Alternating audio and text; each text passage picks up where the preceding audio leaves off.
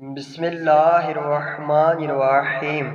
الصلاۃ والسلام علیکہ یا رسول اللہ۔ السلام علیکم ورحمۃ اللہ وبرکاتہ۔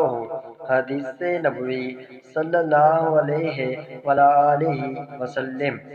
جمعہ کے دن مجھ پر درود کی کثرت کرو کہ یہ دن مشہود ہے، اس میں فرشتے حاضر ہوتے ہیں اور مجھ پر جو درود پڑے گا پیش کیا جائے گا۔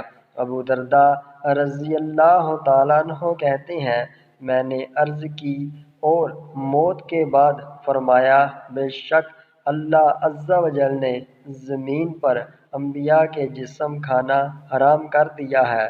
اللہ کا نبی زندہ ہے، روزی دیا جاتا ہے۔